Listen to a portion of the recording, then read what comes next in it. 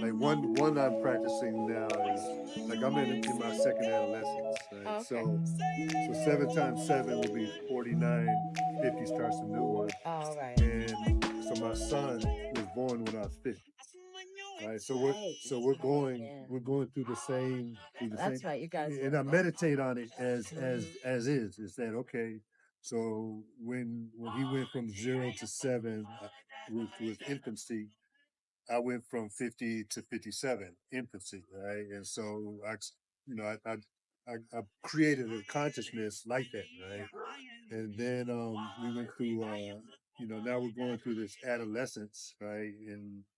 Um, and now we're entering into to another space. So it's like I say infancy, youth, and adolescence. So now we're in a kind of adolescence phase, and so like my own meditation is, I'm like 15, right?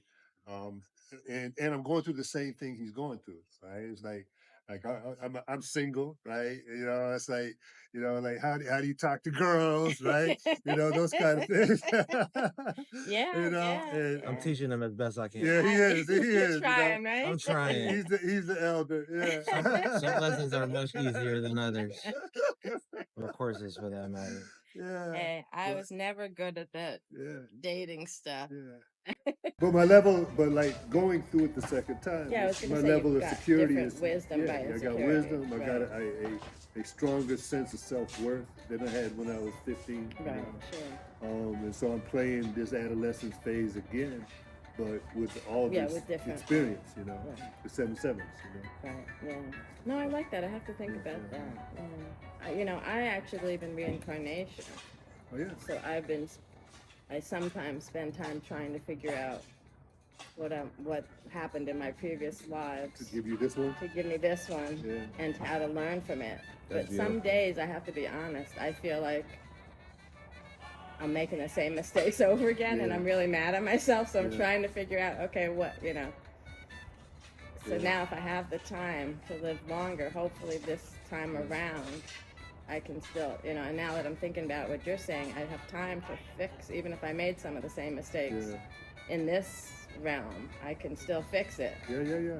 I mean, Right. that's the lesson of the soul. Yeah. Right? I feel that even my divorce, right? I feel that that was soul shaking.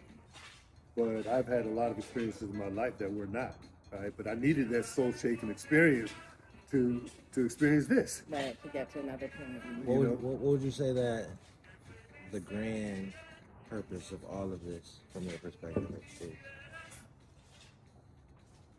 Well, I still feel the responsibility that my parents gave me to use what I have to make the world better. And I'm hesitating about saying that because now it sounds so much like I feel like a savior or Well, no, or a hero or I'm with something. you. And I don't mean it that way at A all. mother? Hmm? A mother, maybe? A mother, yeah. Well, yes, maybe that's a better term. But so I do feel like, or a shepherd, maybe, or a steward. Shepherd's a great one. Stewards Yeah, or a steward. So I think that so I still feel like it's. I mean, I guess I have personal goals in terms of being a good human being, helping other people, being a good mother, grandmother, daughter, or whatever. But I also feel like my major goal is to try to do something to make things better in the world so that when I move to whatever next thing I move to, things are better than when I left it. But it's also hard because, I watch my dad, who, obviously was one of the people who taught me that, and he's so frustrated right now because he doesn't feel like the world is better, right? And, for him, as I said, he's already lived 50 years longer than he thought. And now he keeps saying maybe he has another 10 years, so he's got like a 10-year goal right now. But I know he's really frustrated because he feels like things aren't really that better for his 100 years here. And He's probably not going to go until he feels that things are the better. things are better. because Maybe he that's wants what's to keeping. see that. Yeah, and maybe I that's think what's he wants to be keeping a part him of it as going. well to some degree. Yeah, So Yeah. that's an interesting that's way why to he's think chilling. about it. He's like, nope. But I feel there's still bad work for to be him done. because it must be frustrating to feel like even the stuff he thought was helping didn't do as much as he thought it was doing. But it kept him on the planet. So, It kept him on the and planet, that's what's right. important. Yeah. I was telling these folks here, like for myself, I think that like the early stages, like when I first went to UMass, I became politicized in the black political, not excuse me, in black nationalist kind of consciousness. And I feel that with that thinking, but that with a desire to serve, right? I felt that I was carrying a burden. I was carrying the weight of the world on my back, right? And I think my demeanor expressed it. It's like, okay, we got to fight. We fight this revolution, right? Yeah. But stepping away from the crossing the bridge to abundance is like no, it doesn't have to be a burden. And I feel that what now that I'm walking in this other space, in this abundant space, it's like no, these is you know you know we have collections of memories, and we can choose what our memories are, right? And there's a quote that there will be peace in the Middle East, right? Okay, there's things happening, but maybe beyond our understanding, right? But there will be peace, and we're treated as a given, and then walking the planet that way is like, you can demonstrate that, and so, but I just feel that like the idea of reaching triple digits, from a perspective of abundance as compared to having a burden. Right. Having the burden, I'm making a conscious decision to take that path, right? And I look at the young folks around me. It's like, look, just watch, right? And improve on it. But I think the mission, like first principle love, no better mission than that. It's true. Yeah. See, we had an excellent conversation last night about God's will and desire, and how they align and or separate at times. But it's interesting that you could just will anything into existence. I mean, through the mind, in the mind of God, through the will of God. So, it was an excellent conversation. Yeah. Oh, good. Is there anything that you'd like to talk about on camera? I want to make sure that what are you currently, and I don't want to sound like that, but promoting. So, I'm currently,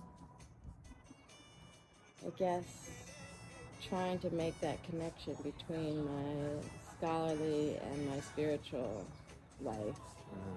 So I've really embraced that notion of abundance too, not quite as well as Curtis. Curtis is always teaching me how to how to do it better. Oh, I'm and how to learning align. from Rafeal. It's practice. Yeah. It's a practice. But I am more focused on that, and this. So I'm trying to connect sort of, my passion about economic democracy and achieving and how to achieve economic justice and what that means, but now connecting it to this notion of abundance, because in our training, obviously, we were trained on the scarcity model, though we also made sure we got trained in political economy. But political economy doesn't even go, it's not enough. It's another tool. It's a bridge to get there. But, now that I've started using the terminology about abundance, I'm reaching more people because they have to, they have to stop and think, because they're not used to seeing the words abundance with economics or whatever. So just, this all started at a conference you invited me to in 2000. Oh, which one was Washington, D.C. on wealth. Oh, that wealth conference. The wealth conference. Because up until then, being trained at UMass, I focused on income. Right. That which was we all did, which everybody did. That was my training. It was income inequalities, right? Those kinds of concepts, right? But there was that conference was when I first heard a language around abundance. Right. That was the first kind. Who delivered that message? Well, We didn't have a keynote, did we? I'm not. I think I we just had. with America was. No. We Just were because at we were at University of Maryland, right? It was. Was it University of I Maryland? think it was, and Rhonda Williams and I was that the organized that theme conference. of Yeah. that conference? Yeah, it Well, was looking not at, abundance. It Wealth was looking at was- wealth Well, and so equality, but we were. The revelations that you revealed that were revealed to you around abundance. How was that delivered at that conference? Who delivered that message? No, No, he figured it out because of the talk about wealth. I never. So Jessica and I were trained in a particular paradigm, a particular form of economic thought, and policy stuff that came out of that thought was built around unionization, like labor Right. rights, And income and inequality. income inequality. So when we would be out there in the public talking about issues, we tended to spend a lot of time talking about income inequality. Is that right? What you say? Yeah. Right, and so 2000 was that was the same I time. started working with some people Yeah. that we were talking. Actually, I think it might have been Sandy Darity and a couple other people, and then I connected with a woman, Rhonda Williams, who's passed now, and we started talking about that. Actually, it's wealth that's the issue, not income. Yeah, And so then we pulled together all the people of color. It was the first conference of people of color scholars, especially economists and sociologists, to talk about wealth. And actually, I'm not even sure we said wealth inequality, because remember, I ended up doing a book on that off of that conference, and we called it Wealth Accumulation in Communities of Color, Current Issues or something. So it was not even about deficit, even though we didn't have that language yet. It wasn't even really about deficit. It was about accumulation and lack of accumulation, or what are the things that were stopping wealth accumulation. yeah, I would say that was pivotal. I mean, for myself, it was Yeah. pivotal. I didn't at the time. I didn't know how pivotal. But That's interesting. Yeah, I didn't realize that's what made you start thinking. Yeah. I mean, it definitely had well, me it was, thinking but differently. it was that Yeah. in combination with I participated with faculty, staff, and students at Buffalo State, and we started a saving. That's no, right. excuse me, an investment You club. started the investment the club, Conscious right. Investment Club. Before we went to the Conscious Investment Group, so we started the Conscious Investment Club in 1999. Around that time period, it became a saving circle because we couldn't agree what consciousness was, right? And everybody got their money back. So that was what was going on. The stock market, like you had the .com. Well, before the .com bubble, you had the .com bull, right? And so my retirement account was going straight up, and I it was we had this idea of the greater fool theory, right? So I had a young student like tell me, Doc, you need to get into this, and so by the time I listened to him, right, by the time I got in, I was the last one to buy, and it went down, And it went down, right? And so There it that was goes. 2001, something like that. So all that, it was also Y2K. Right. Right, I was on sabbatical leave in '90. I was on my '99 cooperative tour sabbatical leave. That's right. And so that was it. What was going on in my mind, and I got at the train station in New York City. Was it Grand Central Station? I guess. I bought Rich Dad Poor Dad. Oh, you Right? bought that. I bought it in the train station while I was on my sabbatical. So then the notion of assets, right? How do you It just started accumulate coming assets, in. It came right? from all over the place. And then connecting that to our co-op work, right? So how do you collectively own assets and buy what? But I wasn't even thinking of it at that time. Oh, you weren't even thinking of that. Okay. No, that's where I'm at now. No, at that time it was just like, oh wow, what an interesting idea, and also reparations. Right. I think it was, I don't know, is it Richard America? Somebody was Yes. right. That conversation about reparations. Yeah. It's like And we had him at that conference. Yeah. We Yeah, had that's him an at that important conference. conversation and significant. And so that was real pivotal for me. Right? All those convergences taking place at that, and then you had the World Trade Center stuff going on. So that was a very intense time period. Do you play the stock market? I actually inherited some stocks from my mother. So I guess that I guess I play it, though I don't. I don't play, right? I have it in some account.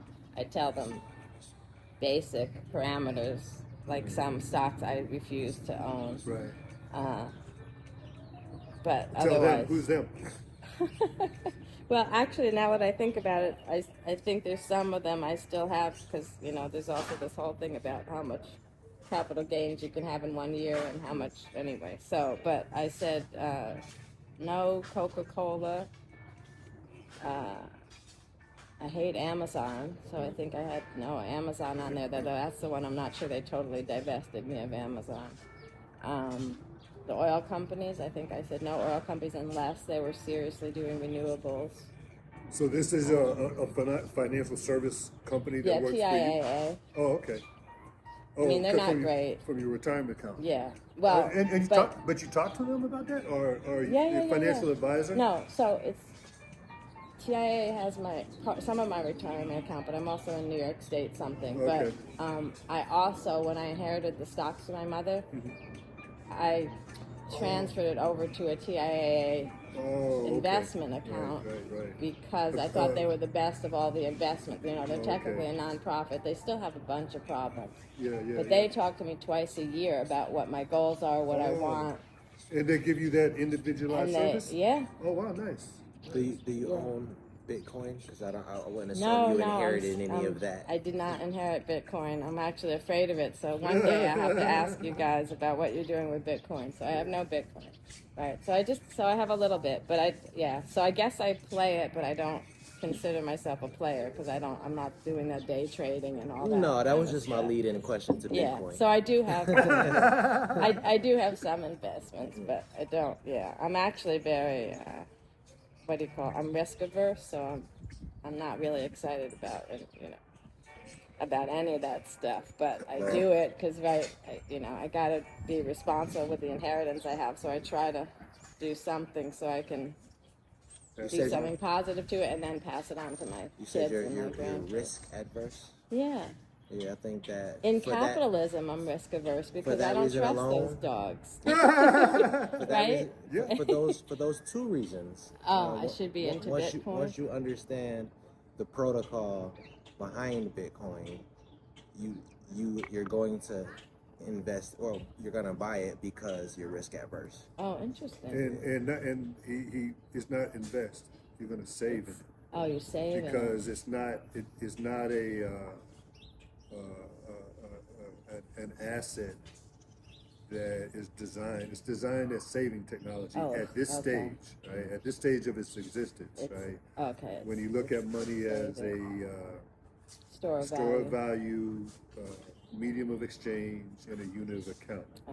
Which, from my perspective, makes it halal, and for it to be a part of the money game, or no interest rates, no interest. It's for it to be halal. That says a lot about it. What does halal mean? Permissible, lawful, legal, in Islamic law. Yeah, interesting. Okay, I had never thought of it that way. I just assumed it was scammable. It's truly a blessing. And something easy for people to scam you out of. That's what I was just assuming. I mean, it's I guess I'll say future, for lack of a better term, of money, but it's because it's better than what we're currently using. We're not going to a worse system. We're going to a much better system. It's just the awareness of the history of it, what's behind it, the underlying foundation of it, and it's and a then lot better situation. Who controls it, and of course, no one. It's decentralized. That's why it makes always, it better. Right, better but scarier. Well, scarier so I think as I learn more about it. It's interesting that freedom is a scary thought. No, of course it is. Yeah, I think I'm about to teach a course on it. Oh, great. Right. My father is interested in this. Yeah, I think You're not doing it online. Are you teaching it online? I might be doing some of If it. you end up We're trying to figure out how. online, let me know. I'll get him to tune in on it because he's very interested in trying to figure this out. Yeah, I'm trying to figure out the ethics of doing a course at Buck State and sharing it with the world. Right. Yeah. Or how to do it. Because I think I have a feeling that what I'm going to do is maybe have some students intern with the academy, and we're going to produce a product, right? And so that will allow. So it could be a podcast. Yeah, it could be a podcast, and we could allow people who are not Buff State people to participate. And the big difference is Buff State people get credit. Everybody else don't. It's kind of like auditing, Yeah, you know. yeah. But we're masterminding it too, because we'll be auditing it for a purpose. Right. Right. The purpose is responding. Like that comment, I did a interview with a guy who had the African American dollar. Oh right, yeah, So we yeah, did a He podcast. sounded so interesting. Yeah, we did a podcast together, and he was totally Just adamant. yesterday? Yeah, afterwards. Oh, cool. Afterwards, and Great. he was totally against Bitcoin. Did he have a picture? Yeah, of his- yeah. We got pictures of it and everything. Oh yeah, I mean, it we sounded beautiful. we have a lot it of sounded content. beautiful. Yeah. But no, Bitcoin's better. Right? I Wow. think we have no, Bitcoin is like infinitely Right. better, infinitely. And I'm using it. There is a term with Bitcoin is the infinity sign divided by 21 million. Oh, Right, and the 21 million is a full stop, inelastic supply. oh, okay, That's Bitcoin, okay. right? The U.S. dollar monetary policy is perfectly elastic. Elastic. Like whenever they want to put money Yeah, in, they they just do it. Right. And there's social economic consequences to those two Right. different abilities. Oh, right. Yeah, that's Right. true. And also, who's controlling? Who's controlling it? The U.S. dollar is ridiculous. Exactly. Right. And the controlling the printing press. Right. They control the printing press, and you have all these feudal kingdoms, or you have all these satellite reserve banks throughout the planet, right? Who are kind of finagled, or you have to hold U.S. dollars because it's the more more hard Right. of fiat, right? They're I mean, recognized, all right. fiat is soft But money, it's all right? really But just but for it's the them to hardest. control of it more. Yeah, but it's They- really more for them to control Yeah, it. and more control, and the majority of countries that use fiat, it's kind of like shit money, right? Nobody wants it. The only fiat money that people want is the U.S. dollar, the pound, the yen, the yuan, right? But as you get down to the Zimbabwean dollar, to Right. those, Yeah. nobody wants it, and even the people in the country don't want it. Right. Want it. They're all trying to convert it to this fiat, Right. but the fiat is in the hands of Yeah. of The most a centralized ruthless- authority. Yeah, and the most ruthless people. Yeah. So. Yeah, good points. Yeah, well, more for me to learn. Alhamdulillah. I'm reaching, like, I just have this whole new level of vitality, making the decision to study and become an economist who understands Bitcoin. Great. Because it is an economist who understands money, Right. and it's an economist who understands trade, Yeah. and it's an economist who understands trade with people who you don't know, because that's what money facilitates. Right. You could trade among your family, right? But Yeah, if you you don't know really need somebody, money for they're that, right, really yeah. trade among somebody that you don't necessarily know, yeah, don't know, don't necessarily good trust point, necessarily, but the trade could still take place, Yeah. right? And learning that is significant, and is revitalizing to me. Interesting. Yeah. So yeah, to answer the rest of your original question, so for, my passion for economic justice, right? I'm now looking into the way co-ops and solidarity economics can be used inside prisons and things like that. But I'm also, as I said, trying to match it to my growing understanding of what it means to be a human being, and that spiritual side of developing myself and helping, making sure we're creating or recreating or participating in economic systems that help us to become better human beings. So that's sort of what I'm focused on now, and trying to articulate that in the work that I do. And it's actually, in addition to continuing to learn from Curtis and think back on the things Curtis has told me, right? It's also, I'm learning it from the interviews I'm doing with the guys in Puerto Rico who were in the co-ops while they were in prison that I've been able to interview. Yeah. Now, I And know, it's amazing the way they explain their experience. so when Jessica, excuse me, not Jessica, when Jasmine comes down, she really wants to talk to you about that. Yeah. Because I only interviewed 3 or 4 of them, but it was just like a 2-hour mind-boggling 2-hour exchange. Wow. It was just incredible about how the co-ops allowed them to actually become human beings, to be human beings. And maybe just become is the wrong word, to be human beings. Yeah, yeah.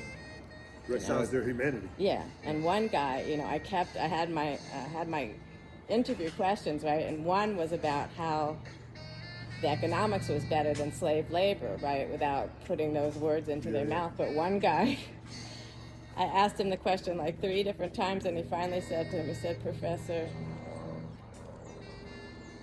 I made a lot of money on the streets." He said, "The co-op couldn't come close to that, but that's not the point." Right. He said, "I grew up as a human being in the co-op." I mean, I don't know if he said it exactly like that. I have to go back to my notes, but basically he said, the co-op allowed me to be a human being, have real relationships with people, to trust other people, to learn how to make decisions with other people. Yeah, that's a blessing. And for them to be able to even articulate that is also amazing.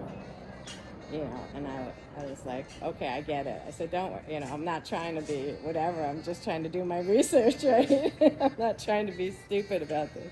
Well, we scientists.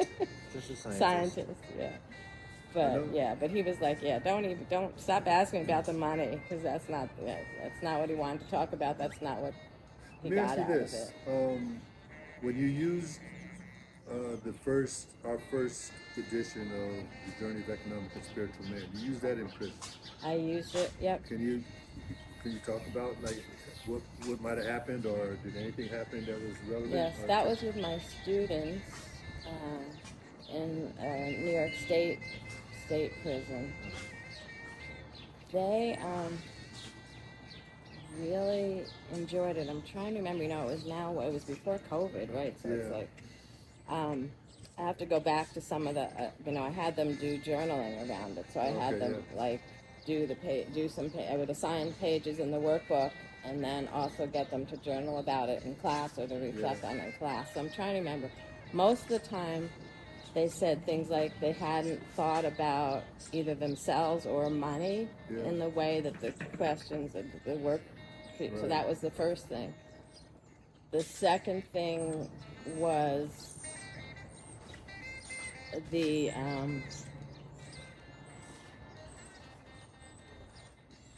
got excited about that they could.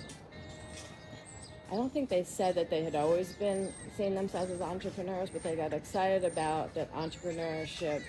There could be an acceptable way to do entrepreneurship.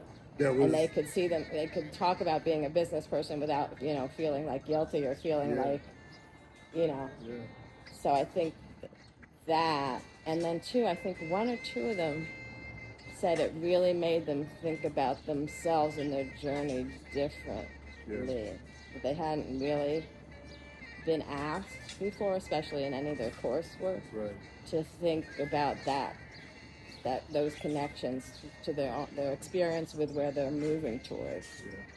I'm trying to think what else. And then I don't remember if the workbook, or it was just the topics, because I was introducing them to co-ops toward the end of the course. I introduced them to the co-op stuff, and they were also really fascinated. Well, first they were like, oh, it can't work, right?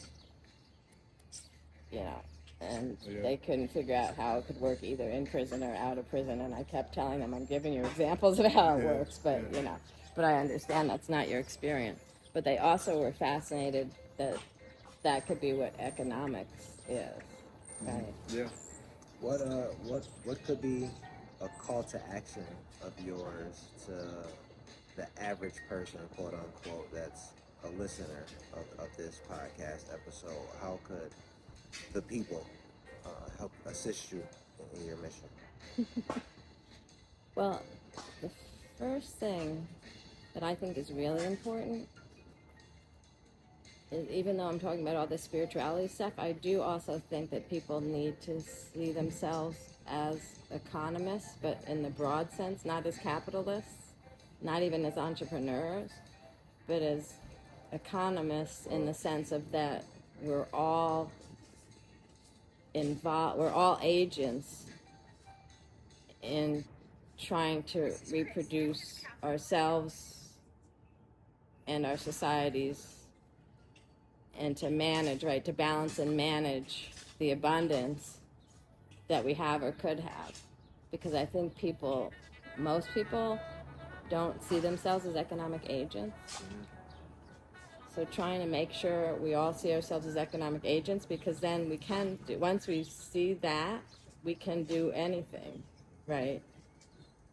And we need to know that we can do anything so that we can all be part of moving toward changing the societies that we're in. So for me, that first step, right, seeing and not waiting for other people to make your economic decisions, or not thinking that other people's economic decisions are better than yours, right? Seeing that you're an economic decision maker, and that the decisions you make are just as valid and just as good as anybody else's, but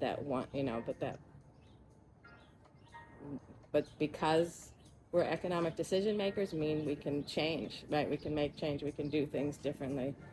And that way, I think people are more receptive to then figuring out how to do it more together, how to work together better, and how to be interested in learning more about alternative economics, or going back to our roots of solidarity economics.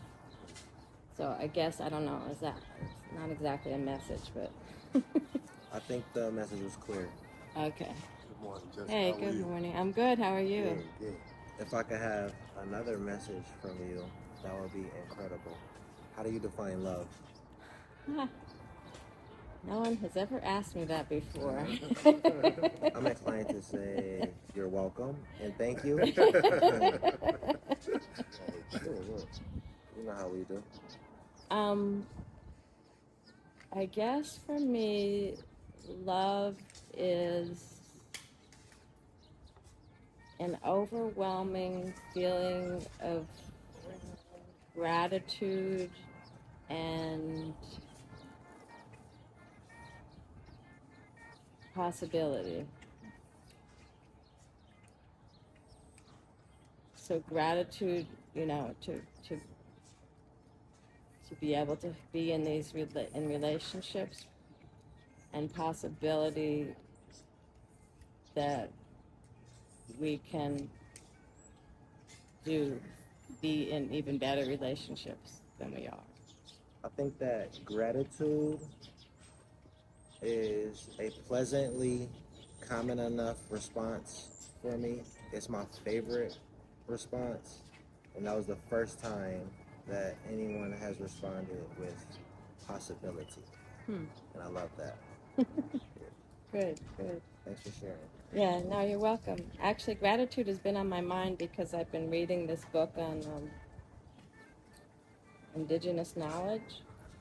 And one of the things I came across was the Lakota Wheel of Courage. And they say that gratitude is the highest form of courage.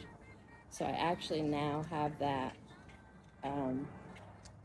quote at the beginning of the new preface to Collective Courage. Because I said, if gratitude is the highest form of courage, and I'm talking about collective courage, then collectively, right? Collective gratitude means, or actually, it's not gratitude, it's generosity is the highest form of courage, but gratitude is part of how you express your generosity. So I actually said collective generosity is what the stories in Collective Courage is about, right? And that people don't normally think about economics in terms of generosity and gratitude and that kind of stuff, but that's really what we're talking about. So this is the point. Plug the book. Please do. So collective courage it was published now 10 years ago. 10th anniversary edition of the book. 10th Yeah. anniversary issue is coming like- out. Yeah. It's amazing because, when I wrote the book, I thought Curtis would read it, my family, and maybe a couple other people. I had this list of about 10 people I thought who would read the book. It turns out to be one of the best-selling books that Penn State has on their roster, which is why they're willing to do a 10th anniversary reprint, which apparently they usually rarely do. Yeah. So it's very exciting. I was so excited about the idea of Dr. Haynes doing a foreword. Oh, yeah. I should ask them I if we know can do him. that. I know him. I'll talk to him. Yeah.